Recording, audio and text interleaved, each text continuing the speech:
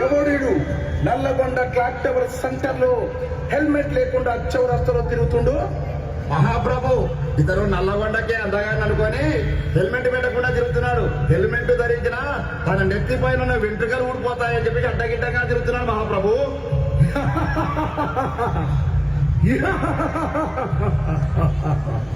చిత్రగుప్త మహాప్రభు ఇతడు చిట్టా లెక్కింపు. చిత్త మహాప్రభు ఇతను ప్రతిరోజు హెల్మెట్ ధరించకుండా బండి నడుపుతున్నాడు మహాప్రభు. 4 సార్లు క్లాక్ టవర్ సెంటర్ నందు సిగ్నల్ చెప్పు చేశాడు మహాప్రభు.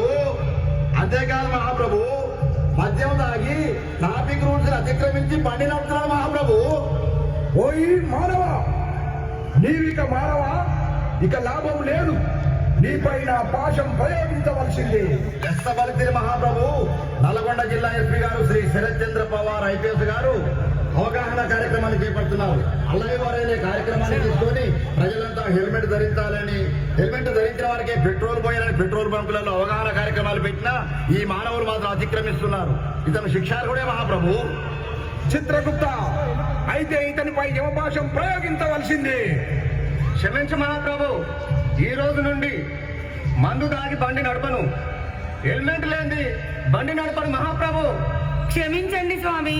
ఇంటి దగ్గర నా పిల్లలు, ముసలి అత్త మామ, నా కుటుంబం అంతా తన మీదే ఆధారపడి బ్రతుకుతున్నాం ప్రభు.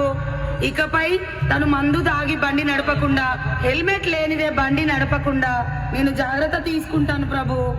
యమధర్మరాజా, మా నాన్నని క్షమించండి స్వామి. నా కిట్టి బ్యాగ్ లో దాచుకున్న డబ్బులన్నీ పెట్టి మా నాన్నకి హెల్మెట్ కొనిస్తా స్వామి.